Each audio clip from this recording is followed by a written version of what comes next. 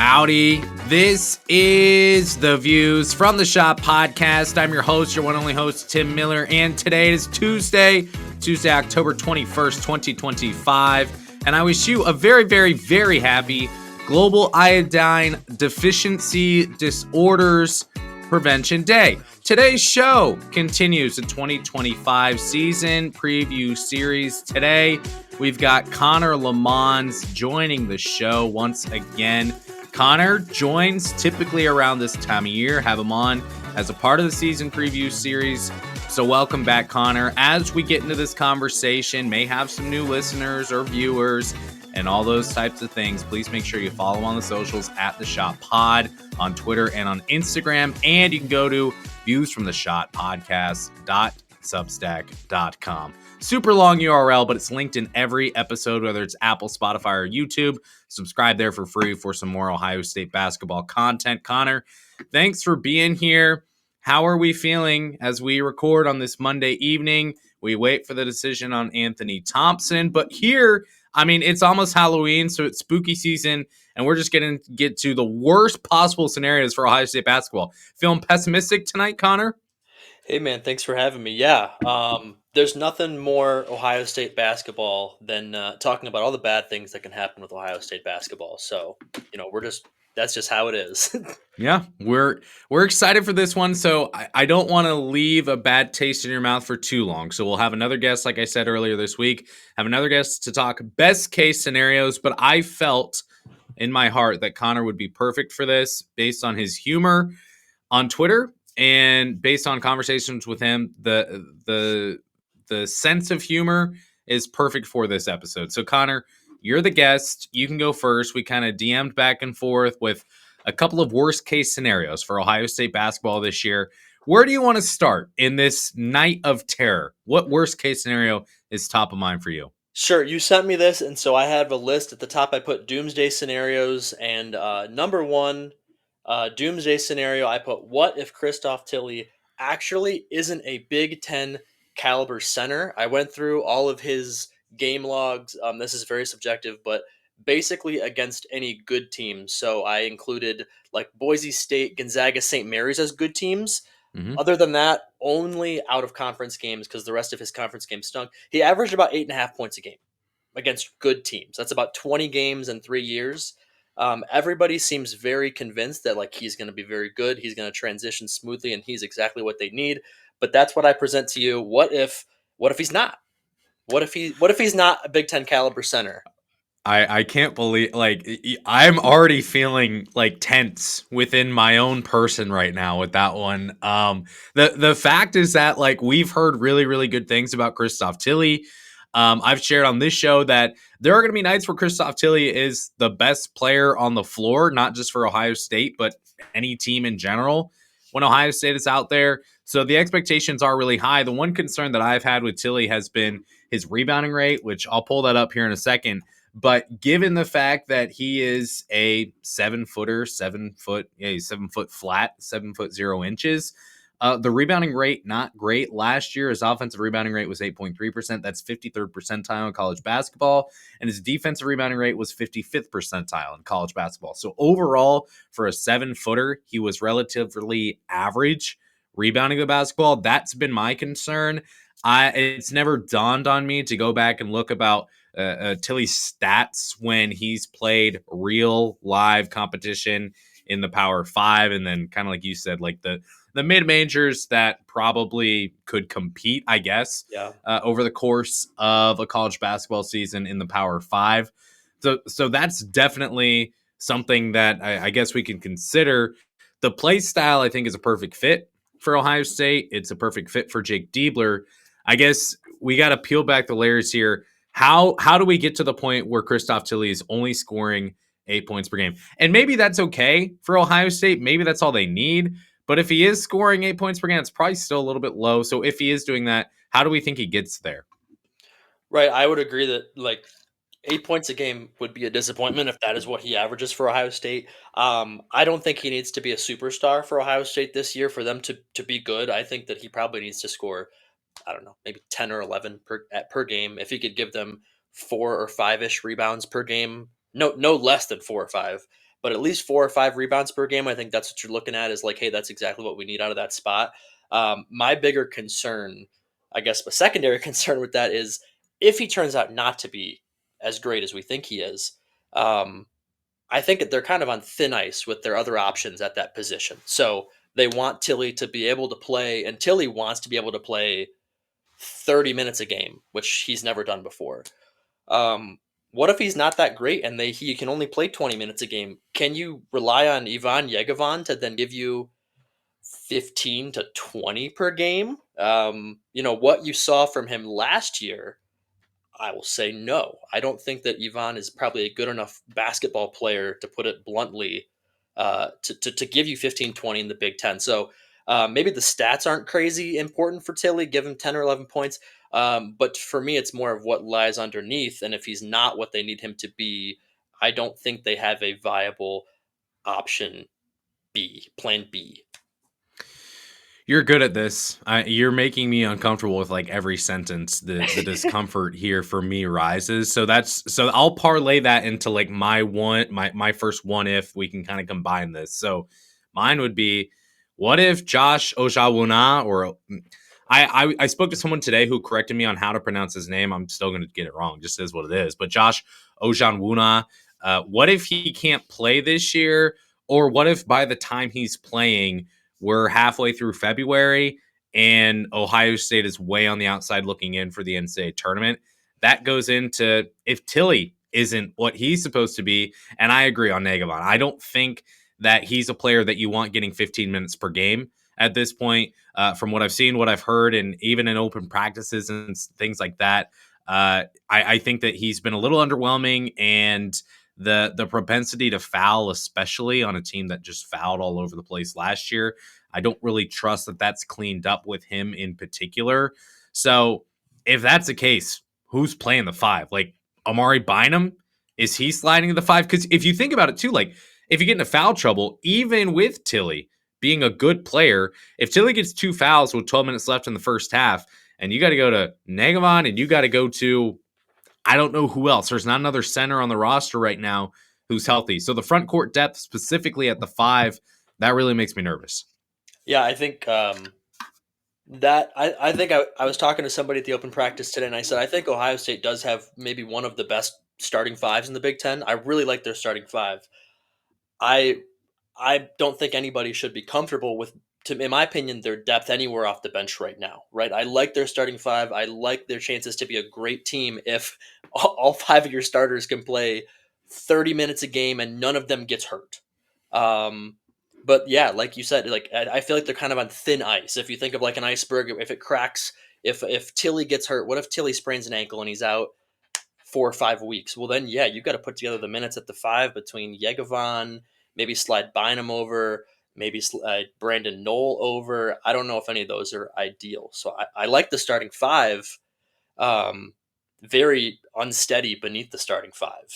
And Yeah. I can't reassure you with the backup options. I have no reassurance for you there. Yeah, even if you move Devin Royal to the 4, you're kind of back to where you were last year, where you're undersized. So that could be an issue. And injuries are going to happen. We saw that happen last year. Devin Royal's not fully healthy right now, dealing with a sprained ankle. So when you deal with all of those different sort of scenarios, the depth, again, for me in the front court really scares me. And the back court, not necessarily as much, but that's definitely one worth considering. Connor, what's your next one that's top of mind for you? Well, I was gonna say something else, but since you just talked about the Okay. guards, I will do that one instead.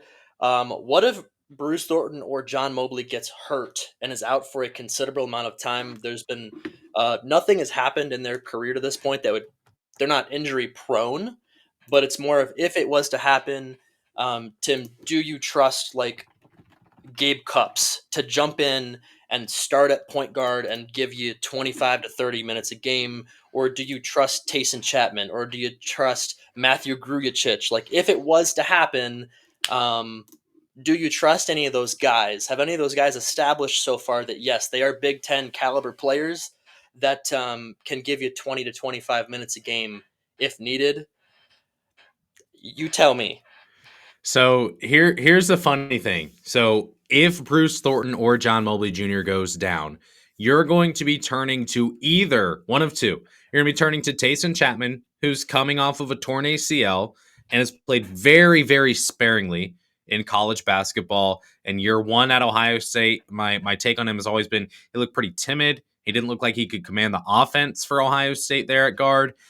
Or you're going to Gabe Cupps, who's coming off a torn meniscus, and he played a lot as a freshman, but obviously missed a lot of time, pretty much all of last season with the torn meniscus. Now, what I will say is that it's a battle between Tilly and Cupps in terms of the players that have looked the best this year, this offseason, from what I've heard. So I'm inclined to trust that Gabe Cupps can produce for Ohio State. I know that a lot of fans have their own feelings on Gabe Cupps and the TikTok and all those different types of things. I've said before, you can do a TikTok dance and still be good at basketball. I know it's breaking news for some people, and I don't mean to ruffle feathers with such a hot take, but I believe Gabe Cupps can be good.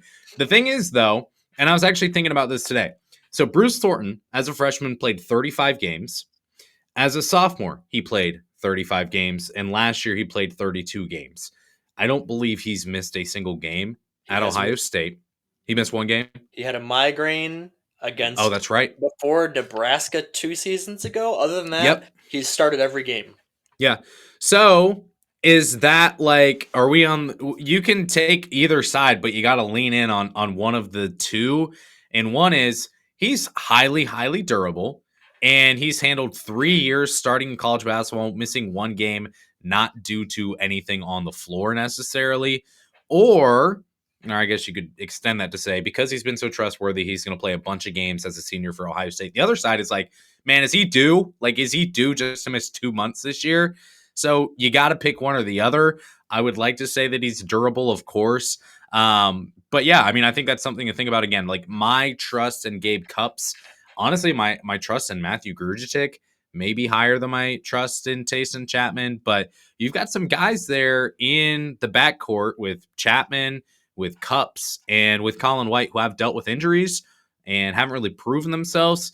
So there's potential there, but you start to kind of veer into last year where there was potential with Sean Stewart. There was potential with Aaron Bradshaw. There was potential with, I guess, Quez Glover, maybe. The ceilings were high, but the floors were really, really low. I don't know if that's the case this year, but that's definitely a concern I would have.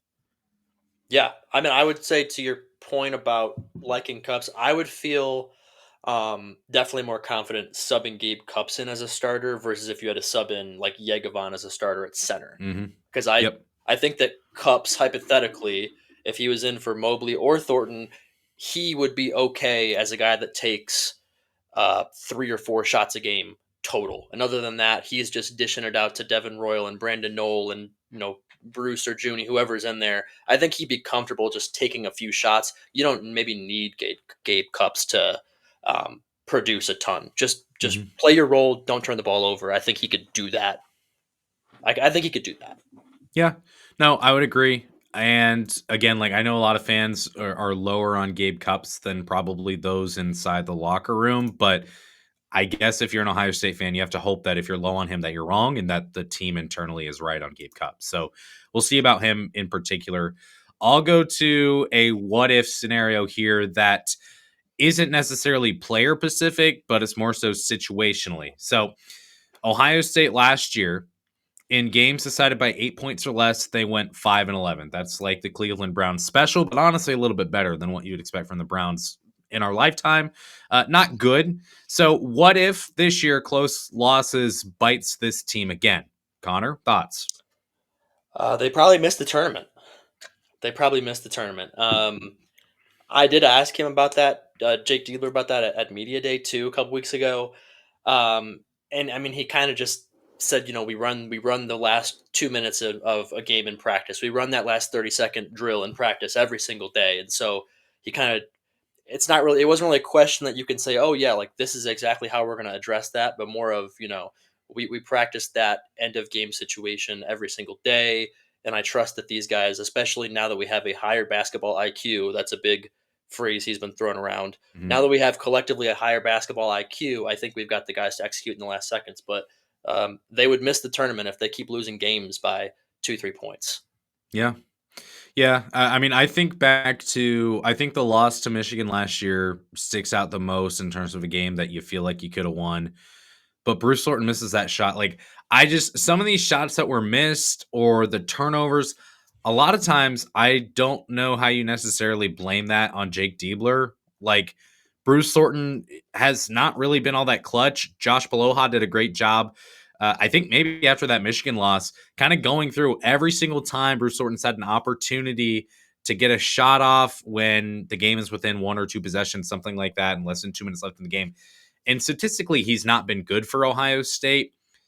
I don't know if that's necessarily Jake Diebler's fault, if that's Bruce Thornton's fault, if it's just a string of bad luck or what the case is. But if they can't figure out a way to win tight games again this year, then you're probably right. Ohio State misses the NCAA tournament because you look at the Big Ten this year and you've got Purdue, who is expected to be very good, expected to be the national champion, according to the sports books. You've got Illinois, who should be very, very good this year. Michigan State, right now, right behind Ohio State in odds to win the Big Ten. There's five to six teams, I would say, who all have a real shot of making a run, not just for the Big Ten, but also in the NCAA tournament, getting that second weekend. So if you can't figure out to win those tight games, you're probably right. They're probably missing the NCAA tournament, and in that case, well, ... Maybe we'll get down there later on the show. But any other thoughts there on that one, Connor? Not particularly. I mean, it's sometimes I think some of it is luck, like you said. Some of it's luck. Some of it might be coaching, but maybe it's not coaching in that exact moment. Maybe it's coaching earlier in the game. Like I think back, the one that sticks with me is the Pitt game last year. Uh, Zach Austin, I think was his name. Deep, deep, deep three. Yeah. Like way behind the line. If you gave Zach Austin that shot with nobody else on the court 10 times, he's probably making three or four of them with nobody else on the floor and with all the pressure on him, packed house Friday night. He buries it to beat Ohio State. And so, like, that's an example of, I think, it can kind of be luck. That's just a tough shot, but Yeah. maybe you make coaching mistakes earlier in the game that you don't find yourself in that spot. I don't know. That's all I got on that. Okay. Let's move on to your next one. What if Ohio State struggles in the non-conference? For example, what if they lose three of the Notre Dame, Pitt, West Virginia, and North Carolina games? I picked those four because they're the first four non-conference games, I think, and also, in my opinion, they will probably be favored to win those first three against Notre Dame, Pitt, and West Virginia. Um, Knowing that I kind of see Ohio State's ceiling in the Big Ten as going maybe 11-9 personally. Can they afford to end the non-conference with like a 7-5 record or something like that? Um, Go ahead, take the floor. Tell me what you think. If that's the case, they're missing the NCAA tournament for sure. Because number one, if you go 7-5, or I guess it would be like 7-4 or 8-3 in the non-conference, you pair that with 9 losses in the Big Ten, you're at 12 to 13 losses. That's exactly where they were last year. And to make the NCAA tournament with anything more than 13 losses is very, very difficult. And last year would have been the year for Ohio State just because the bubble is so weak. But I think it's also because my opinion on the non-conference is these logos are great. Like, Notre Dame should get butts in seats. Bengals and Browns fans hopefully will say, like, I can afford to miss this game. My teams are bad, and I'll go watch Ohio State basketball play. Like, hopefully that's the case for at least some portion of the fan base. But Notre Dame's a good logo. I think the Pitt game as well. Like, it's a fine logo. You're in the ACC. You've kind of got the payback for last year potentially in that one, but overall, I don't think that this non-conference schedule should give Ohio State that many issues if this team is as good as we say it is. And if you look at Bart Torvik, I believe Ohio State, they might be the top ranked team between them and all the teams they play, unless it's North Carolina. Yeah. So right now, Ohio State's 19th and North Carolina's 18th. So there's not a team on the schedule, at least according to Bart Torvik, his preseason rankings, that you would say Ohio State shouldn't be able to handle. Virginia may be a tougher game, but that's all the way into February. So you know who Ohio State will be, you know who Virginia will be, but West Virginia, Pitt, Notre Dame, Yeah. especially, again, like, Notre Dame's got a fantastic guard, averaged over 20 points per game last year. that could be an issue.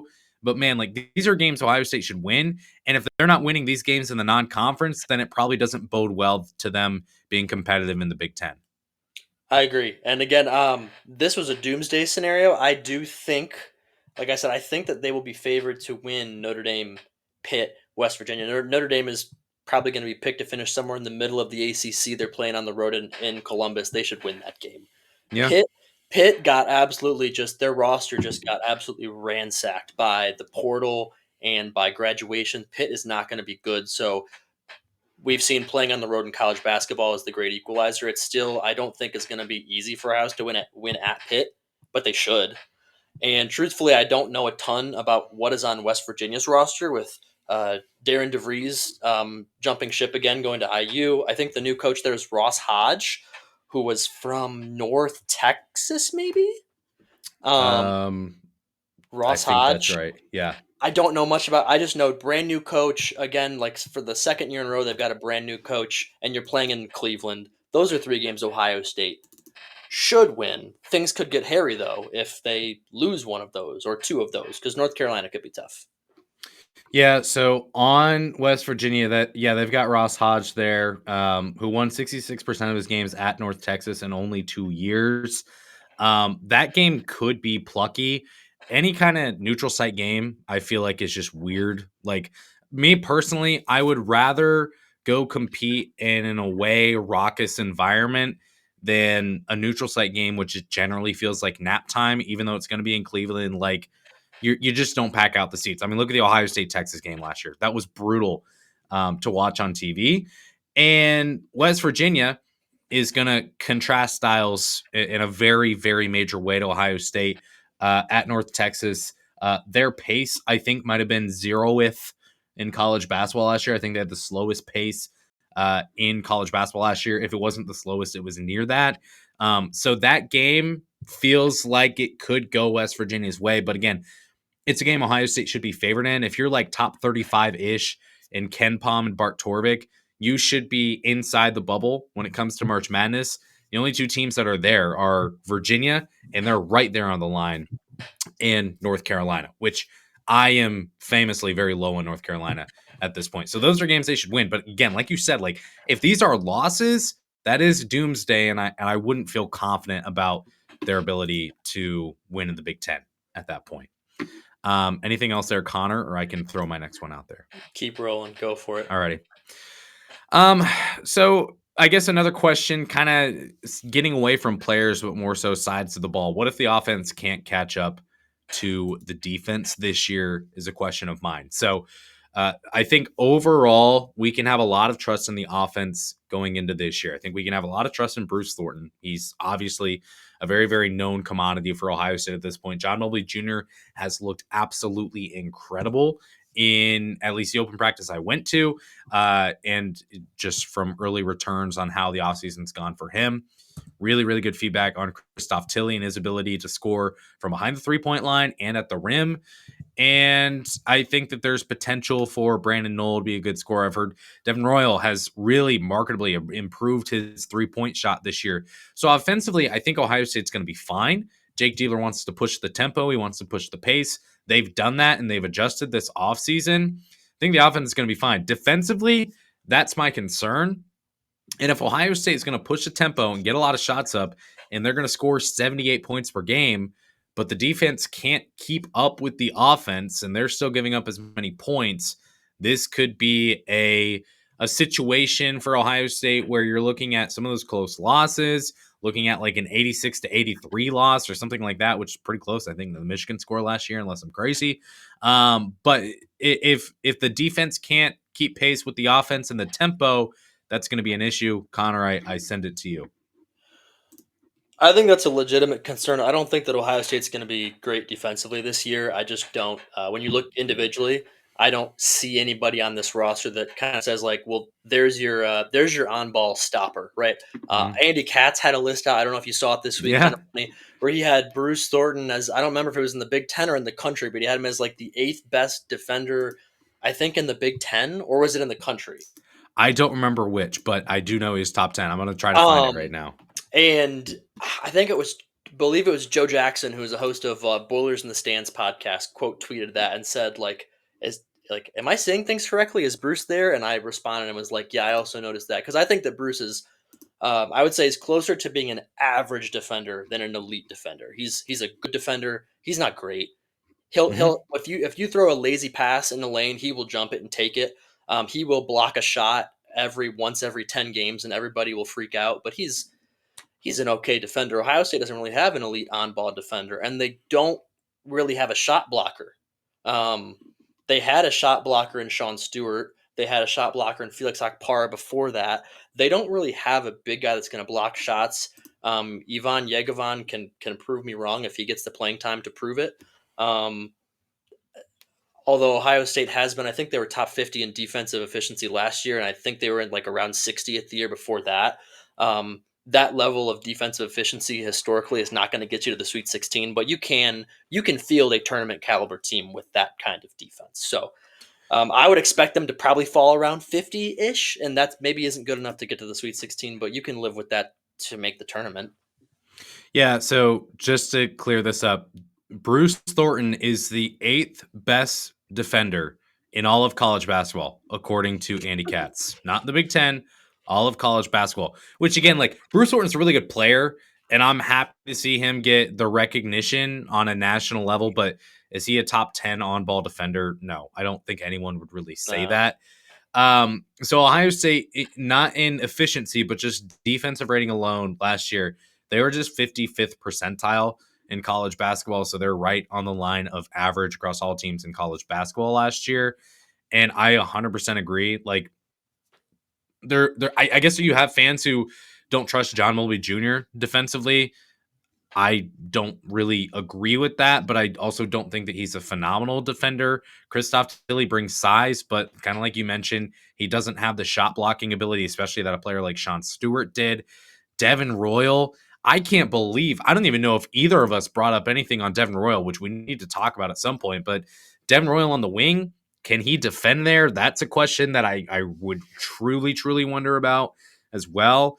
And then you go to the bench, and Gabe Cups, I don't really think has the size. He's got a shorter wingspan. We'll see about Tayson Chapman.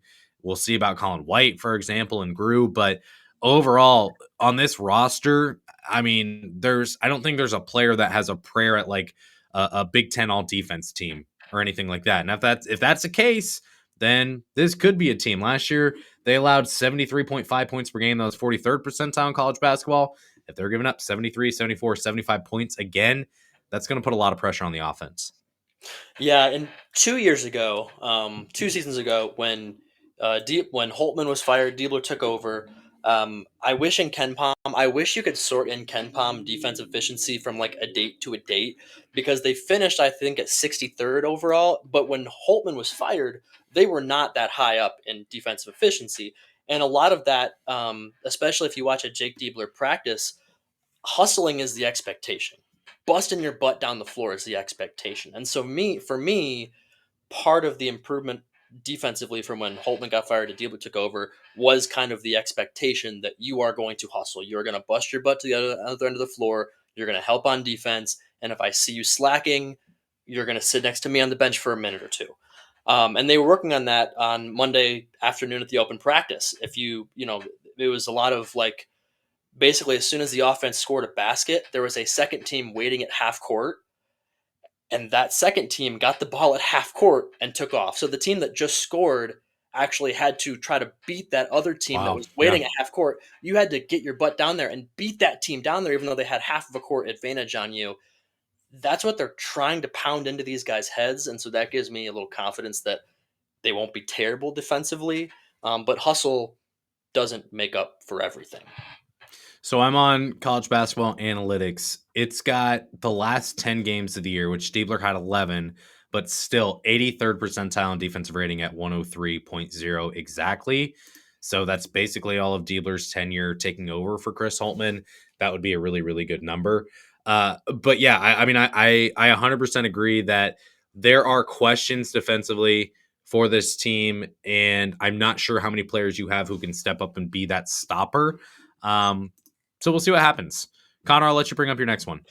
The last one that I had maybe would be better suited to save for the end, but we can jump on it now. It's more of a hypothetical. What happens if the fan base turns on Jake Diebler early in the season? I think last year there were always fire Holtman, some sarcastic, some serious tweets. Fire Holtman, fire Holtman. There were definitely fire Diebler tweets last year, but I think even the people that tweeted fire Diebler knew that Ohio State, unless they went 0-20 in the Big Ten, they were not going to fire him after 1 year. Um, I don't think we're. Maybe we'll talk about this in a little bit. I don't think it's at all out of the range of possibilities that they do end up firing him at the end of this season if things don't go well. So that is my final doomsday scenario. What if things do go off the rails and the fan apathy sets in like December? Yeah. Yeah. I mean, I wonder I wonder how much it matters because first of all, the decisions are not being made by the fans of whether or not Jake Diebler is head coach at Ohio State. Obviously, that's more so coming from boosters and one major booster, but that's a conversation for another day.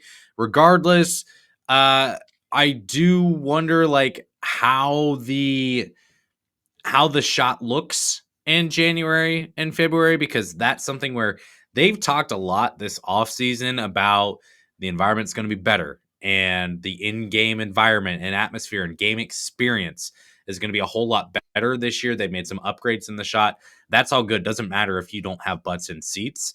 So I think kind of like going back to your point about talking about the non-conference, you've got to win games in the non-conference. And maybe even though I hate the AP poll, maybe get a number next to your name by the time it's the end of December, heading into January, because there's going to be some area for opportunity for Ohio State, especially in the first part of January, where you've got some winnable games against Rutgers, Nebraska, Oregon, Washington. All those games are winnable. I would not expect them to go 4-0 by any stretch because the Big Ten is just too good. But if you get a chance to go 3-1 and split with Illinois and Northwestern, you're sitting at 4-2, 6 games in, and you got that game against UCLA on January 17th on Saturday afternoon. You can pack out the shot. But on the inverse, like you said, if this is a team that doesn't win games early on, I think that's such an easy way to kill the fan base, especially one that's addicted to Ohio State football and Ohio State basketball. A lot of times is an afterthought. If your first experience watching Ohio State is against North Carolina on December 20th and you're waiting for Ohio State to play a playoff game, so you say, yeah, I guess I'll watch Ohio State play North Carolina in basketball. Let's see what this team is. And they lose 72-66. That's a really easy way to turn the fan base off. So that game's going to be really important in terms of like drawing in those who are not Buckeye basketball sickos. But overall, if you can't string together some wins and the fans turn on you, I don't know. That was one of my questions too. What if Ohio State misses the NCAA tournament this year? If that's the case, I don't know. I don't make decisions like that. Could Jake Diebler be gone? I don't know. Possibly, for sure. But yeah, that would be scary. And you'd hate to rebuild. You would hate to have to tear everything down and start from scratch after doing it 2 years ago. So a lot there. Anything top of mind for you sticking out? I would say that the thing is about Jake is he has just like this brand as like just a fiery players coach, and like when he took over for Holtman and he went what 8-3 in those 11 games, Mm-hmm. 7-4, and you have guys diving on the floor, you've got Diebler running out of the court, pumping his fist and shoving his players and screaming in their face, in like in a good way, like pumped up. There were a lot of fans that wanted him to be hired because that shtick. I shouldn't say shtick because it's not a shtick with him; it's genuine. Mm-hmm. That personality and that intensity, it wins people over when you're winning. If you're losing, that like his personality, I think people are like, okay, I get kind of tired. Okay, cool. Like we love that you're screaming and yelling and pop and punching the floor, but we can't lose by to Northwestern by 21. Yeah. So, like you said, get to 4-2 in Big Ten play, and you're sitting in January. It's very easy for people, I think, to get excited about that brand of basketball and that the style of coaching and his energy if they're winning. If they're losing, I think people just get kind of tired of it. Yeah. No, I would agree. I think we can probably wrap this up with one last question that, again, I didn't even put on my list, but we need to talk about. I've got a couple other worst case scenarios that I'll just throw out here that we won't even talk about. What if Brandon Knoll can't adjust a Power 5 ball? What if he was just a mid-major Horizon League really, really good player? What if Christoph Tilly misses extended time this year? Kind of like we talked about the depth on the front court, and what if rebounding remains broken? But I guess the biggest question in terms of worst case scenarios, what if Devin Royal can't play the 3 this year? I think that's a lot of stuff thrown at me at the same time. I think that We'll just cover Devin Royal. I think Amari Bynum is going to be a very good player, and in my opinion, I think any issues with Brandon Knoll maybe not being a stud or Devin Rose struggling to guard, I think Amari Bynum's going to be a really good player, and I think he's going to be a guy that they can slot in quite a bit. And so I think that that's going to be kind of a band-aid for if Devin's not great and they need to. Well, I guess that doesn't really work logistically because then Devin be at the 4, Amari be at the 3. Amari can't play the 3. I guess that's more of a fix for Brandon Knoll maybe not being great. I think it's possible that Amari takes his starting spot at some point. Um, I guess I didn't write Devin playing the 3 down in mind, maybe because that's a narrative that's kind of been, I think, beaten all summer long. I'm not sure if he can. I'm not sure if the jumper will develop for Devin. Honestly, he was like a 27% 3-point shooter last year. I think I don't have his stats pulled up, but I think it was somewhere around there. Um, I'm not sure if that's going to ever develop. I don't know if he'll ever be more than like a 30% 3-point shooter, but I do think that they will benefit from him being out there because he's their best rebounder and he'll be their third biggest guy. That's Yeah. what Debo talked about at media day. He said, last year Brandon Knoll, if he was on our team last year, he'd have been our biggest guy. He'd have been our center. Now we got a 7-footer, a 6'9" guy, and our best rebounder is going to be at the 3. But I do see the concern that could creep in there if he can't guard guys who are playing the 3, or if he can't shoot threes. There's going to be a give and a take.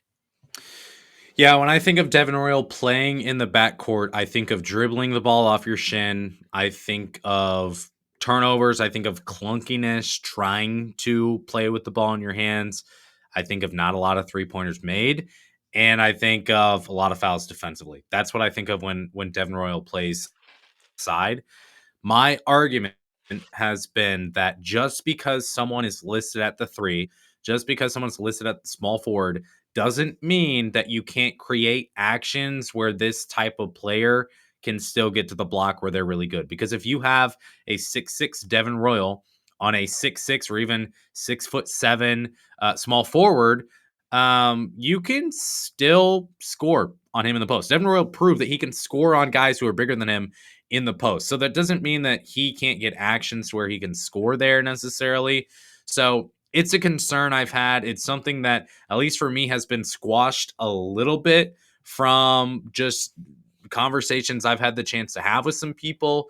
It sounds like he looks good. It sounds like the 3-point shot has developed. Now, what specifically does that mean? Is he shooting 38% or is he shooting 32%? That's a big difference. But if he's at least showing the ability to play out there, that's going to bode really, really well for Ohio State. So that's a major question I have. That's definitely a worst case scenario we could have there. But Connor, any other thoughts, closing questions, anything else here before we get out of here? Only other thing that I would love to inform you of is that they are changing. It sounds like the in arena promotion this year. I don't know if you knew Okay. that. No, this Last is year, breaking news. this is breaking news. I don't know if I'm supposed to share this, but it doesn't seem that significant. So hopefully, I don't get in trouble for this. Last year, if they hit a certain amount of assists, Hmm. everybody in the crowd got, I think, Chick-fil-A. And there Hmm. was a game last year where everybody in the crowd wanted that last assist. And so Yep. the team was throwing the ball around, trying to get an assist. They didn't get it. And then they got booed off the floor after winning by 10 or something.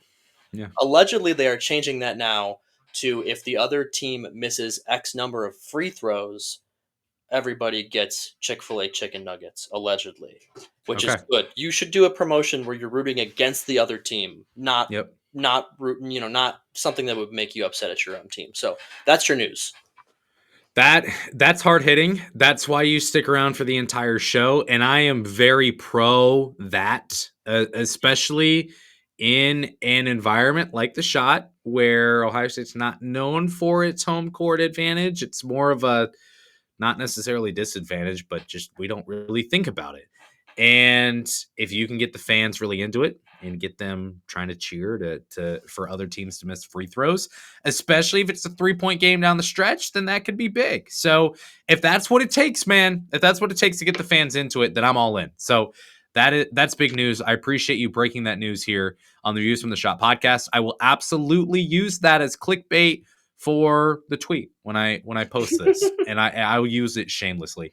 Connor, I would like you to now please plug all of the things that you would like to plug, because I forgot to do that at the start, which is very rude of me as a host, and I'll make it up to you at some point.